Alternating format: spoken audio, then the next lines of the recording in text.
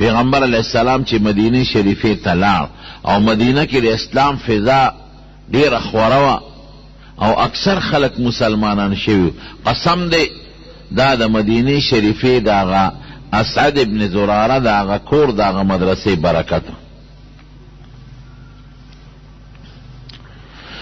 خروج چې کوم دی د دین کار کیږي، شیطان خو د دین دشمن دی.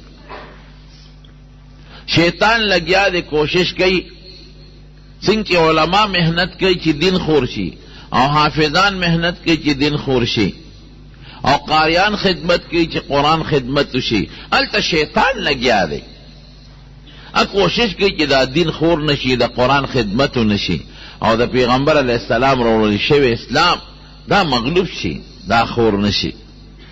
دا عام قانون دی. مونږ ته بعضې خلک ډېر خلک وایي یاره جي یو ځای کې مدرسه جوړه کړه، ګاونډیان مې نه پرېږدي مخالف دي را سره.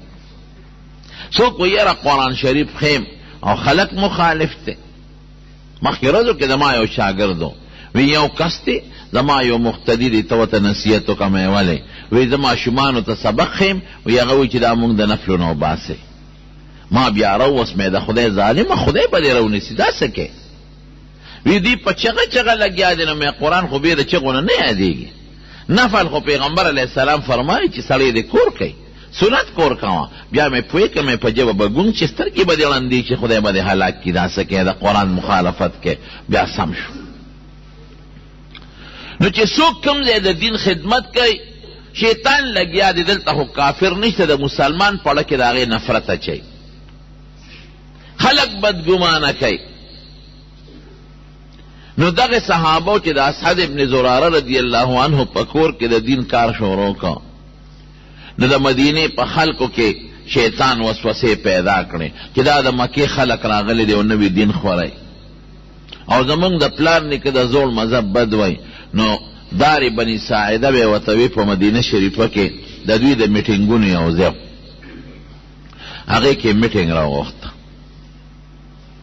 سلام اصلات د مدینه ډیر زیات خلق راغلی دی، د هر قوم خلق راغلی دی، تر دې حده پورې چې د اوس او د خزرج یو بل سره دشمنۍ چلیدلې، د هغې هم بعضې ملکانان راغلي، چودریان او خانان.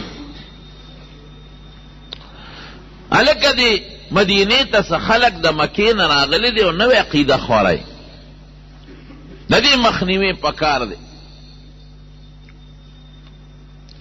یو نوجوانو اسید ابن حضیر دا لکه چا روستی دی، وی دا اسعد ابن زراره روستی دی. هغه نوجوان پاسید اسید ابن حضیر، هغه وی لکه ما پریده زه ورځم، زما ورسره دوستانه د تعلقات رشتهداري مې ده، زه به یې پوه کم. لاول سړی پویول پکار دی که په مذاکراتو کارو شو او په خبر اترو خو خبره به اسانه شي، کنی بس بیا به پی ورزو په زور به شړو. وی ډیره خره دی ورغې اسعد ابن زراره رضی الله عنه ته دروازه وواله، اوله راووت، وی مرګري ستا خلاف خو لویه جلسه ده، جلوس دی، میټینګ دی. ولې؟ وی تا د مکې نه څه خلک راوستی دی او نوې نظریه او نوې عقیده خوری، ټول د مدینې خلک بلوه دی. دا خلق وشړه ګنې ستا خلاف لښکرکشي کېږي، پریدي دی نه، او د قوم مقابله نشي کولی. حضرت اسعد ابن زراره رضی الله عنه ورته وایي وی مړه راځه څه په سنی سنایي خبر و عمل کې، راځه ما سره کور ته دننه شه، د هغوی خبرې واوره، که خبرې غلطې وي ته د مټه ونیسه وویشړه. وی دا خو هوښیاره خبره ده. ورسره کور ته دننه شو. په دې کې چې کوم صحابي استازو شیخ القرآن او شیخ الحدیثو، دا غنمو عبدالله ابن ام مکتوم رضی الله تعالی عنه، په دواړو سترګو ړوند وړوند، قسم دې د ړندو نه خدای د دین لوی کار اخیستی دی، موقع په موقع. زمونږ د احادیثو په دې کتابونو کې راځي، په سترګو یو نابینا تیر شوی دی، حضرت قتاده رضی الله عنه تابعیو، په دواړو سترګو ړوند، د قرآن شریف حافظو او د قرآن د حفظ سره سره د حضور پاک د زرګونو احادیثو حافظو. لږ نه په سوونو نه په زرګونو احادیث ورته د حضور پاک یادي. د دې ړندو چې د چا سترګې نی هغې له خدای حافظه مضبوطه بیا ورکړي. زمونږ بشیر جان چې یو ځل ناتورې بیا ورته یادي. دغه قتاده دومره مضبوطه حافظه وه، یو ځل چې به شی واورېد یاد به. سعید ابن مسیب دا یو لوی تابعي و، د هغه مجلس له وته د هغه نه به حدیث اورېدل. روزانه به لګیا او تپوس به یې کو، یو حدیث هغه به ورته اورو. د سره خو نه کاپي وه نه نظر لګېده نه ورسره خط شته چې ولیکي. نو چې یو هفته دوه تېرې شوې نو سعید ابن مسیب ورته وایي وی اعما یا اعما احفظت شیئا ام لا، ړونده څه دې یاد کړل که دې څه نه دي یاد کړی؟ او ورته وی صاحب یاد مې دي. هلکه وی هسې نه چې زه دې هسې ستړی کړی. وی صاحب یاد مې دي. وی ښه واوروه نننی سبق. نو دا اړون ورته وی حضرت قتاده وی صاحب نننی واوروم که د لومبۍ ورځې نه واوروم؟ وی ښه د لومبۍ ورځې نه واوروه. نو شروع یې ورته وکړه سألتک عن کذا وقلت لی کذا، ما دنه دا سوال وکړه تا دا جواب راکړه. ثم سألتک عن کذا وقلت لی کذا، بیا مې دنه دا تپوس وکړه تا دا جواب راکړه. نو لګیا دی په ترتیب ورته لګیا دی یو ورته اورئ. او په دې منځ کې به یې پکې داسې وي وسألت عن الحسن فقال لی فیه کذا، وی د حسن بصري نه مې تپوس کړه هغه پکې راته داسې ویلي چې د یو شپږو ورځو سبق یې ورته واورو که نه. نو هغه استاد ورته وایي سعید ابن مسیب وی ارتحل یا اعما فقد لزفتنی، وی ړونده په مخه دې ښه مانه سفر کوه، زه خو تا نه چون کړم چې څه مې زده و ټول دې رانه واغېشتل. دومره مضبوطه حافظه خدای ورکړې وه. په دې نفت الرب کې یو واقع راځي. یو ځل یو سوالګري سوال وکړ، خیر راوړی خدای مو بخا. نو ده والا د لرګي په لوښي په کونډۍ کې دانې ورکړه چې ها دا د ړون د سوالګري له یوسه چې هغه شی والا یوړه، هغه سوالګري هغه کاسه مو تختوله، دانې یې م یوړه او کاسه یې مو تختوله. څو کاله پس دی په مینا کې ناستو، سوالګري اواز وکړه خیر راوړی خدای مو بخه. دی خو نابینا او کلکې د خپې نه رونیوه. هلکه وی هغه کاسې والا خو نه چې څو کاله مخکې د ما نه کاسه تختولې وه. وی جو مقه یم. څو کاله پس یې د اواز نه وپېژه. نور زمونږ د دین لوی اعجاز دام دی چې صحابه او له تابعین له خدای ډېرې مضبوطې حافظې ورکړې. یو ځل چې به خبره واورېده بیا به ترې نه هېرېده، یاده به وه ورته. زمونږ امام بخاري رحمت الله علیه څومره احادیث په لکونو احادیث ورته یاد دي، په زرګونو هم نه. امام احمد ابن حنبل ته د حضور پاک 7,00,000 احادیث یادو او څوک 6,00,000 یادوي. څومره مضبوطه حافظه. امام ترمذی رحمت الله علیه 3,00,000 احادیث د حضور پاک یاد کړي دي. دا صحیح احادیث. او په دې اخره زمانه کې پستر ګنابینو نو حج لتله په لاره، نو یو ځای کې په لاره تېرېږي نو سر یې ښکته کړ، بیا سر اوچت کړ. نو ملګرو ورته وی صاحب دا سر دی ولې ښکته کړ؟ وی ولې دلته ونه نه وه؟ وی نه ونه خو نشته. وی صبر وکړې زما حافظه کې فرق راغلی نه. وی هغه څنګه؟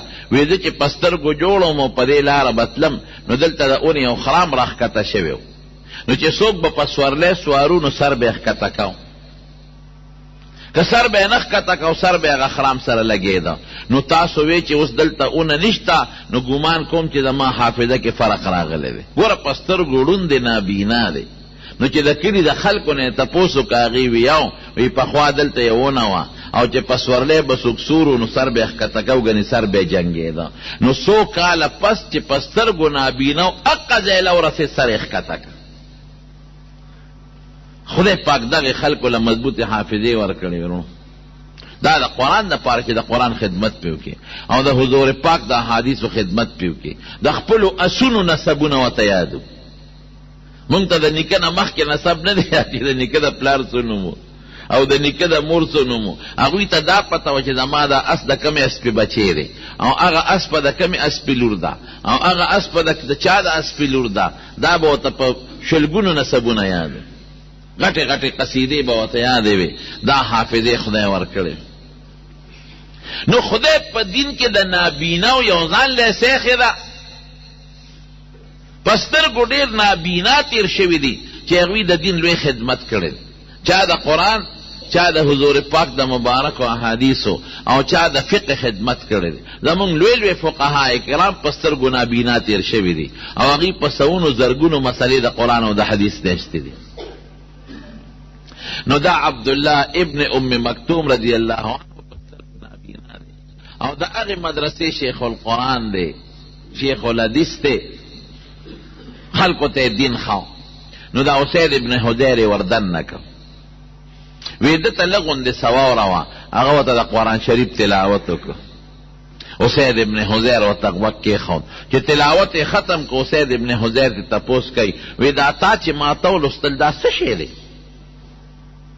وی دا د الله کتاب دی قرآن شریف چې زمونږ په ښکلي پیغمبر زمونږ د هدایت دپاره الله نازل کړی. وی ستاسو له دین څه نوم دی؟ وی اسلام. وی په دې دین کې به سړی څنګه داخلیږي؟ وی دغه کلمې شهادت به وایي چې اشهد ان لا اله الا الله واشهد ان محمدا عبده ورسوله. وی دې نه ښکلی دین بل نشته. دا ما چې څه اورېدل د دې نه ښکلی بهترین کلام بل نشته. نه جادو دی او نه سحر دی او نه شعر دی. ډېرې ښکلې خبرې دي او دا هغه پیغمبر دی او هغه کلام دی چې د مدینې یهودیانو به مونږ ته وایي چې د آخر زمانې پیغمبر به راځي. خدای پاک د قرآن په اورېدو هغه اسید ابن حضیر مسلمان که اسلام کې داخل شو. چې څنګه راغې خلک په تمه ناست دی. وی څه دې وکړل؟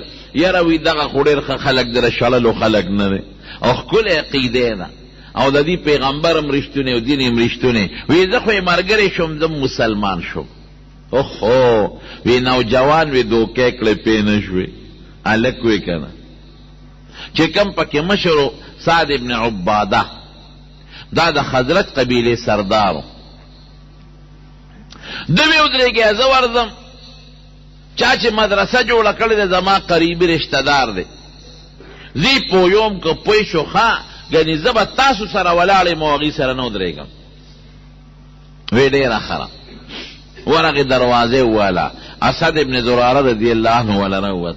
وی هلکه زه خبر شوی یم چې تا د مکې نه څه خلک راوستی دی نوې عقیده خورې. ټول قوم ستا خلاف بلوه دې پرېږدي دی نه زما خپلې زه دې پویوم. دا خلک وشړه او که دا نه شړې ګورې د قوم مقابله نه ته کولی شې نه زم درته مخکې ویم چې زه ستا ملګرتیا د قوم په مقابله کې نه شم کولی زه به هم د قوم ملګری. وی داسې وکړه راځه د دوی خبرې واوره. نو که خبرې غلطي د مټې ونیسه او ته وشړسته اختیار دی. وی ډېره ښه ده چې کور ته ننوت. هغې نابینا صحابي ته وی لږ د قرآن شریف تلاوت ورته وکړه. هغه ورته د قرآن شریف تلاوت وکړه. سعد ابن عباده وی دا څه شی دی؟ وی دا د خدای قرآن زمونږ په ښکلي پیغمبر زمونږ د هدایت دپاره الله نازل کړی دی. وی د دین نوم هم څه دی؟ وی اسلام. اسلام خو به دې اورېده د یهودیانو نه. د پیغمبر نوم هم څه دی؟ محمد صلی الله علیه وسلم. یاره دا نوم خو ما اورېدلی دی. دا جوړغه نبي آخر الزمان دی او مقته دی وی. خدای پاک هغه سعد ابن عباده مسلمان که چې لال قوم ناست دی دی پې ورننوت. قوم خو وی دی به راته وی چې راځئ چې پې ورځو. هلکه وی زه سینګ سړی یم. وی ته زمونږ مشر یې. وی نه زه لیونیم که روغ یم. وی نه ته خو ډېر هوښیار یې زمونږ مشر یې. وی که زه یو فیصله وکړم زما خبره به ومنې. وی صاحب حکم کوه. د خلکو خو خیال و چې دی به وځئ چې پې ورځو. دا زنده‌باد او چغې دا خو د هر چا خوښي انقلاب. وی بالکل فیصله کوه وی ښه دا هغه پیغمبر دی چې د چا نه مونږ د یهودیانو نه د چا متعلق اورېدلي دی چې آخر زمانې پیغمبر به راځي او دا هغه دین دی چې اسلام به یو خیری دین بی او رشتون کلام دی او رشتون دین دی نو زی مرگره کېږم مرگره شم او تاسو تم بیم چې تاسو مسلمانان شئ نو په هغې دار بني ساعده کې چې څومره په زرګونو خلک ناستو خدای پاک ټول په یو وخت په یو ژبه مسلمانان کړل دا د هغه مدرسې برکت دی قسم دی خلک وایي دې مدرسو څه کړي دي ما یې تا باندې سترګې پټې دي خاپیرک که د انور ډیر بد وی نو د خاپیرک په بد انور ته نقصان نه رسیږي خاپیرک د انور نه څه خبر دی هغه په انور څه پوهېږي د نور د رڼا نه څه خبر او د انور د شغلو نه څه خبر نو چې څوک د مدرسو بد وی زه وایم دا د دین دشمن دی دا د دین دا د حضور پاک صحیح عاشق نه دی دا د قرآن سره مینه د ده نشته د دې اسلام سره او شریعت سره محبت او لګو نشته یعنی دې مدرسو کې څه کېږي دې کې خو څوک د کبډی چل نه ښایي او نه په دې مدرسو کې څوک د فوټبال چل ښایي او نه پکې د کرکټ چل زده کېږي او نه پکې دا چلونه نه پکې جامه جوړېږي او نه پکې د دنیا صنعتونه دي دې کې څه کېږي د خدای قرآن پکې ښودلی کېږي او زده کېږي او د حضور پاک حدیث پکې ښودلی کېږي او زده کېږي او د شریعت د علمونو خدمت پکې کېږي نو که د چا د خدای د قرآن او د پیغمبر سره مینې نو مدرسې سره به مینه ساتي زمونږ د ښکلې عقیده چې مونږ تاسو ته ښودلې د عالمانو دی کوم ځای زده کړې ده په مدرسه کې دا قرآن شریف کې دا مونږ تلاوت کوو ستا بچي قرآن شریف تلاوت کوي دی کوم ځای زده کړی دی دی په مدرسو کې زده کړی دی د حافظانو قاریانو عالمانو د حضور پاک د هجرت نه پس په مسجد نبوي کې مستقله مدرسه جوړه شو صفه به یې ورته وي یو چبوتره او صحابه به پکې دیرو او د نبی علیه السلام نه به قرآن اورېده په ډېره عاجزۍ کې دا قرآن زده کړی دی دا حدیث په ډېر انتهایی محنت او په کوشش زده کړی دی حضرت عبدالله ابن عمر رضی الله تعالی عنهما فرمایي وی یو ځل اوږې شوم ډېر زیات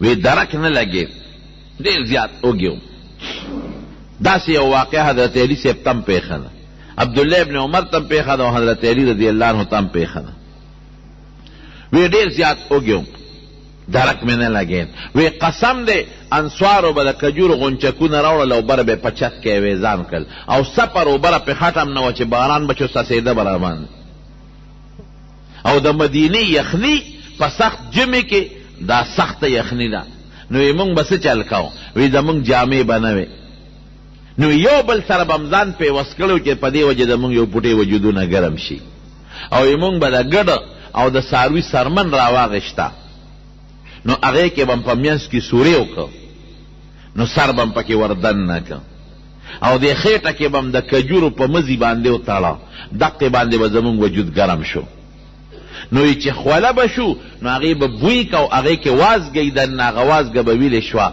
نو یې مونږ نه به د ګډانو د وړی په شان بوی برانته نه سویټر شته او نه کوټ شته او نه چوغه شته چې مونږ یې واچو یو صادر به غریبانانو اغوسته هغه صادر ته به اشتمال به هغې طریقې ته وي التحاف او اشتمال یو صادر به ځان نه تو کړی او په دې منځ کې به په غنه ګنډلی و ځان له به پکې خپې پټې کړې وې وجود به م پټ کړی او سر ته به کله رسېده او کله به غریبانانو سر ته نه رسېد قسم دې وي د ډوډۍ درک په نه لګېد حضرت ابو هریره وی د ډوډۍ درک نه لګېد یو ځل یې خوراک خوړه یو اعلی قسم رومال ورسره لاس کې دی چې وی کتل پوزه پې پاکوي نو وی جړل جړه وله ورله وی ولې وی واه واه وی ابو هریره نن په دې قیمتي د دې کتان په قیمتي کپړه کې پوزه پاکوي وی قسم دی هغه وخت مې یاد شو چې د حضور پاک د منبر او د کوټې په منځ کې به زه د لوږې د لاسه بېهوشه پروت وم وی خلکو به مې سر له لتې ورکولې چې ابو هریره لیونی شوی دی وی زه به لیونی نوم د لوږې د لاسه به بېهوش وم وی یو ځل ډېر اوږې شوم وی روتم د جماعت په دروازه کې ناستم چې ما باندې به څوک رحم وکړي او کور ته به مې ډوډۍ لبوزي. حضرت ابوبکر صدیق تیر شو د یو ایت تپوس مې ته وکړه، وی زما له هغه ایت د هغه نه ښه راته پای کې مې دا غرض و چې ما ته به سوچ وکړي، متوجه به شي، زما لوږه به وویني، کور ته به مې بوزي، ډوډۍ به راباندې وخوري. وی نیغ تیر شو، غږ یې ونه کړه ځکه هغوی کرم سنو. حضرت عمر را تیر شو رضی الله عنه، وی ما آواز ورکړه چې یو ایت ته ته ویم دا راته وښایه. وی قسم دی چې د هغه نه راله ښه راته مې چې دی به ما ته متوجه شي وبه ګوري، زما د شکل ته به وګوري، لوږې ته کور ته به مې بوزي، ډوډۍ به راباندې وخوري. وی هم لاړ. څه وکړه نو؟ وی دی کې حضور پاک راغی، وی چې ما ته وکتل پوه شو راباندې. ابو هریره راځه، وی کور ته یې بوتلم. چې بوی تلم کور یې تپوس وکړه څه د خوراک شته؟ وی ګاونډی یو جام پی را لېږلی دی، یو جام پیو نه کاسه وه. وی ما ته ابو هریره ورشه اصحاب الصفه ته آواز کا چې کوم طالبان دي د دین ټول راوله، او یا او 300 پورې به دا ناستو. وی ګیلمن شومه چې خدایه وګېزیم د 4-5 ورځو نار م نظر مې نه لګي، او یو جام دی دغه او یا 300 کسان چې راشي نو دا به هغوی څکي که زه به یې څکم. الله رسوله زه خو وګیم. وی د حضور پاک د حکم خلاف ورزي خو مې نه شوه کولی. وی لاړم ټول مې راوغوښتل. وی نبی علیہ السلام وی شروع که د ښي طرف نه، وی د اړه کې مې وی چې خدایه ښي طرف والا خوش قسمت لري. وګېزیم او پی به هغه وڅکي لکه یو کس ته ورسي. یو جام څه شی دی؟ وی هغه وڅکل تی پاتې شو. وی بل له ورکه، بله مسکل پاتې شو. وی بل له ورکه، بله مسکل پاتې شو. او بس وی پوه شومه. هغه کسان ټول پاپیو ماړه شو. وی چې ماړه شو، وی حضور پاک جام دغسې په دې لاس کې ونیوه. وی ما ته ابو هریره یو زه پاتې مو یو ته پاتې، راشه ته مو اسکا. وی ما اسکل. وی ما ته اشرب اسکا. وی ما بیا اسکل. وی اشرب شابه نورم اسکا. وی نور مې مسکل. وی شابه نورم اسکا. وی ما وی چې والله لا اجد له مسلکا، قسم دی که دننه زیشته چې دا پکې ورواچو. وی خمالی راکا. مسکی شو حضور پاک هغه باقی پی اسکل او ختم شو جا دغه جندو. یو ځل حضرت ابو بکر صدیق رضی الله عنه روت، غرمه د خوب نه ورځي لوګي د لاسه. دیکھ نبی کریم صلی اللہ علیہ وسلم راغی. ابو بکر سکے پدی غرمه کې؟ وی سیب خوب نه راته وګیوم. ما وی ورزم که چې ته حضور پاکی چې د مخ مبارک ته خوله لګو ګورم. دیکھ حضرت عمر راووته. عمر سکے دی وخت کې څنګه راووته؟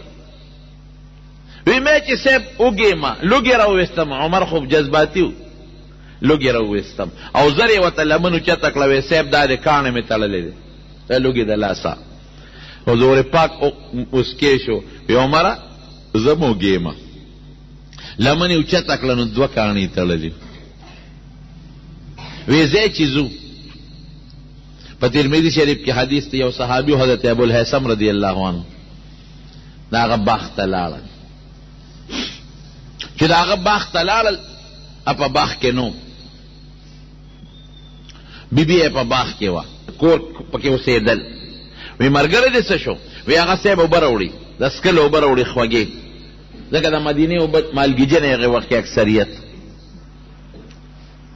لږ ساعت تېر شو، هغه ابوالهیثم رضی الله عنه مشک را په شا کړی دی او جړقۍ یې راویړه چې حضور پاک او حضرت ابوبکر او حضرت عمر دې یې ولیدل نو ورته غاړه ورته خوشحاله شو او د باغ په یو سوري باندې ورته یو بستره برابر کړه او ورغ یو غونچه کې روشو کو مخکې ورته کېښود د کجور. نبی علیہ السلام ورته فرمایل وی ابوالهیثم وی مونږ له به تې پخې کجورې یو څو راشوکولی وې ټول غونچک دې ولې راوشوکاو. وی صیب زما دا خوښه ده چې پخپله پکې ځان له خوښې کې که پخې خورئ که کچه خورئ که نیم پخته خورئ. او چاړې راواغېسته ذبح یې کوله. نبی علیہ السلام ولا آواز ورکو وی ګورې بچی ذبح نه کې او د پیو څاروي ذبح نه کې، یو چیلو کې یا یو ګډورې ولا ذبح که. هغه ولا پوخ که نبی کریم صلی الله علیه وسلم له غوښه پخه کړه هغه غوښه یې پرېښوړه بیا وده شو سره صحابه چې د خوبه راپاڅېدل لږه غوښه یې بیا مخوړه او یخې اوبه شته که یخې نه لري لختي نه به وسکو یخې به دا وي چې شپې له به یې پرخې ته ایښودې وي وی یو صاحب د شپې د پرخې والې اوبه شته هغه نبي علیه السلام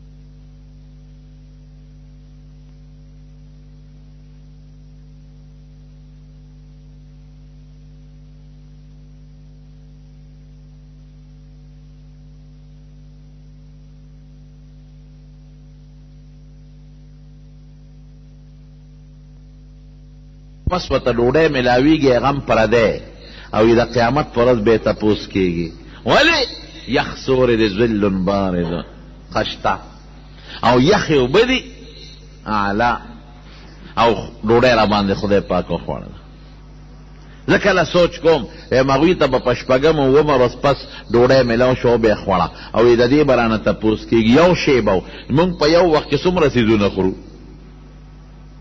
ډوډۍ د وروجې دی او چرګ دی او بل شی دی او بل شی دی د لسو قسمو خوراکونه روزانه خلک خوري حضرت عمر له زوی ډوډۍ کړې وه غوښه یې ورله د زیتون په تیلو کې پخ کړې وه وی بچې اسراف دې کړی دی وی بابا ولې وی دا زیتون به مس خوړلې و غوښه به م بېګاله خوړلې وه او یا به م غوښه اوس خوړلې وه زیتون به م بېګاله خوړلې وه رښتیا ووایه موږ څه ونه خورو اول زه ګورې ځان هم یادو تاسو نه یوازې څومره خوراکونه او قسم قسم یو ځای کو خدای دې زموږ نصیب کړي او خدای دې د شکریې طاقت راکړي نو حضور پاک هغه صحابي باندې پوه شو چې په کور کې خو یې د خدمت څوک نشته یو دی یو ښځی ده ورته یې ویې داسې وکړه چې ما له کله غلامان راشي نو راشه چې یو دله درکم نو نبي علیه السلام له چا یو دوه مریان راولېږل نو دی وله راغی وی دې کې یو خوښ که ځان له کور ته بوځه وی صاحب ته راله پکې خوښ کا وی ښه دا یو مې په مانځه لیدلې دا بوځه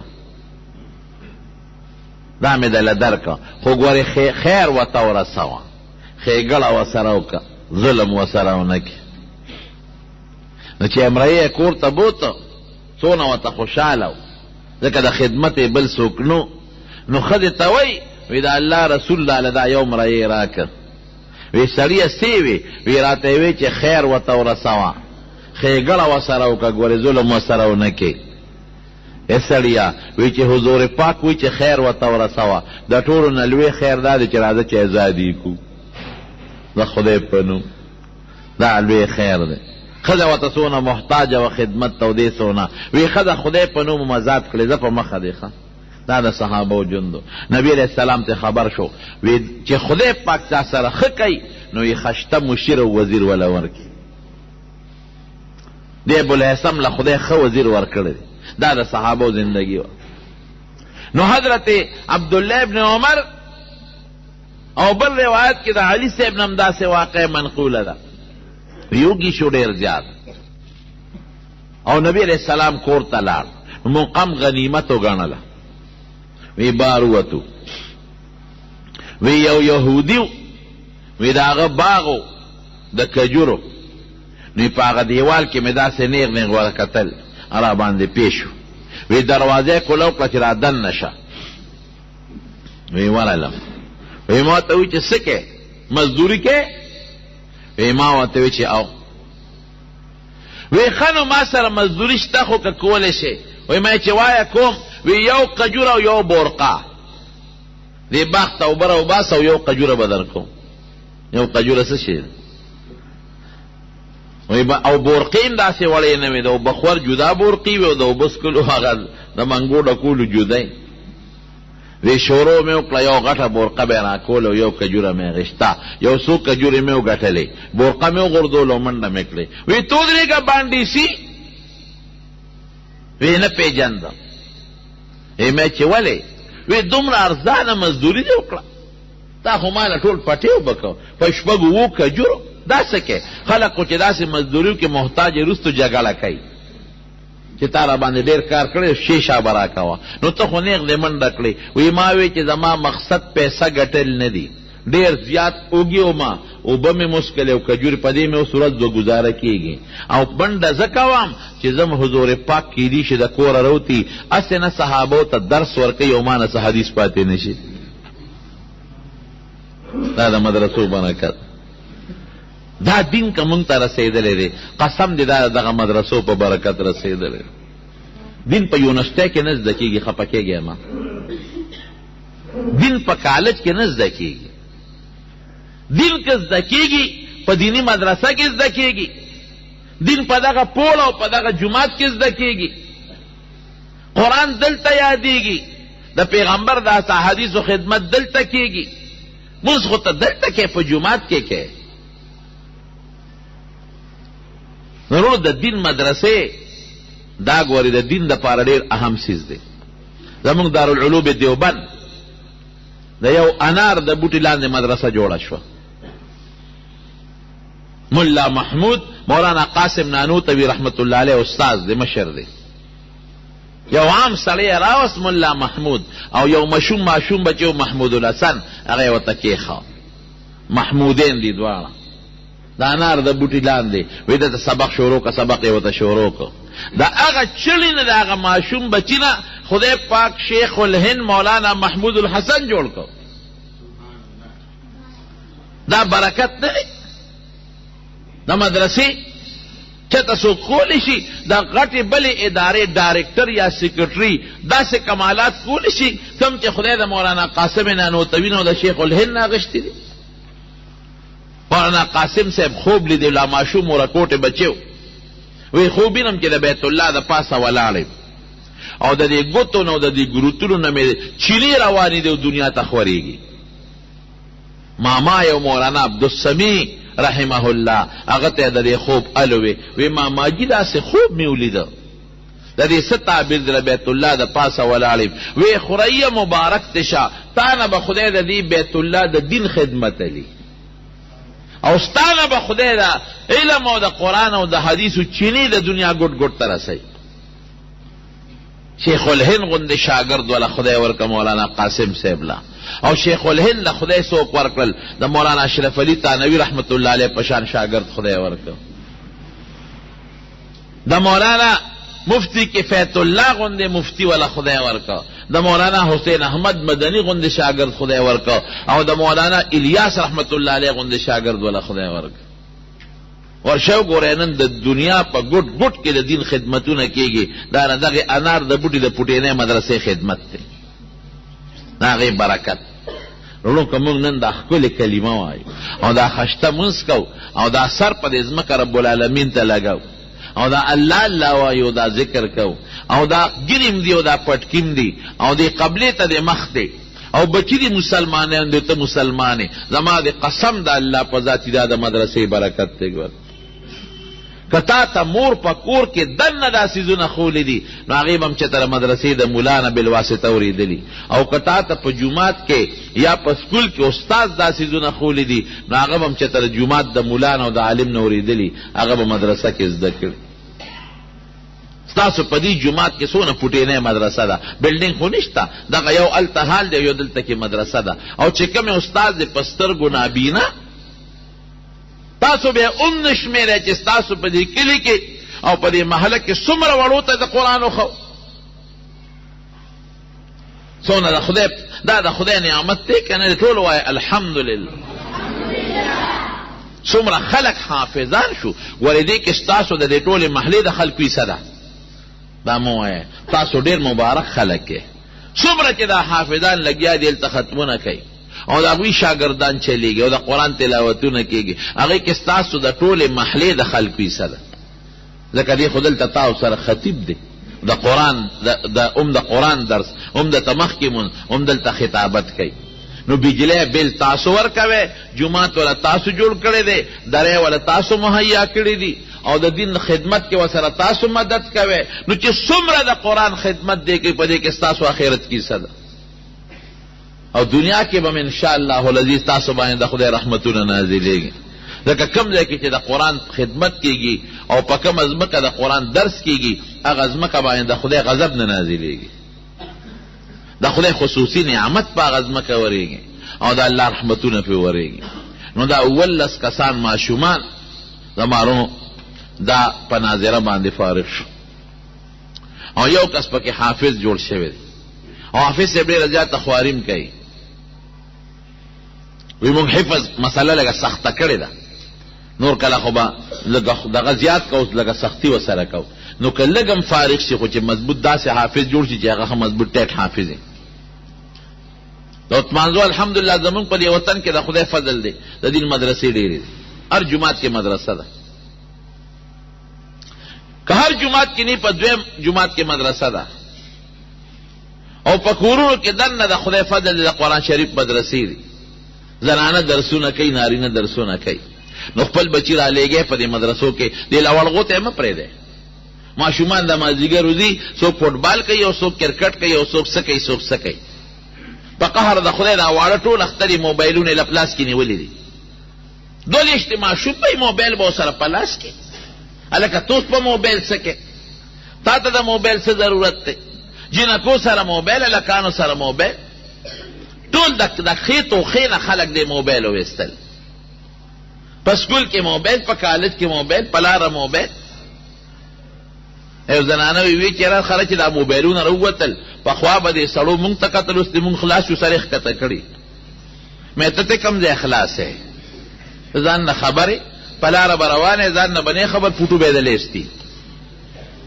دې غم باندې خلک ککړ دی انټرنیټ او دې موبایل تبه یې وکړله فسق و فحاشي دومره د موبایل د لاسه خورېږي چې زه تاسو ته نشم ویلی دې نه توبې وباسئ ماشومانو له موبایل مه ورکړه هلکانو سره موبایل جنکو ته پکې د موبایل څه ضرورت دی پیغلې جنکې په لاره ځي یو لاس کې هسې د خوند دپاره موبایل نیولي خلکو ته ښایي چې ما سره موبایل دی مې اوس په موبایل شوشه مه کوه اوس خو چې څوک داسې واړه واړه ماشومان هلته کې خرې پسې شاته روان هغه سره هم دو موبایل لاس کي د شوشاشې اوس ختم دی هلک به موبایل به په لاس کې نیولي چا سره به خبرې کوي ته به او پټ کړی به یې دی اکثر په دې لار اکثر موږ په دې موټرسایکل اینو خاندي او دا سر ړقی را ړقی عبدالقیوم ته دا هلک خو لیونی دی که روغ دی سر ړقی او خاندي وی دی دې غوږ ته نه ګوري موبایل اوري اشی یې لګولی دی اکسیډنټو کې هلته لار کې وغورځېږي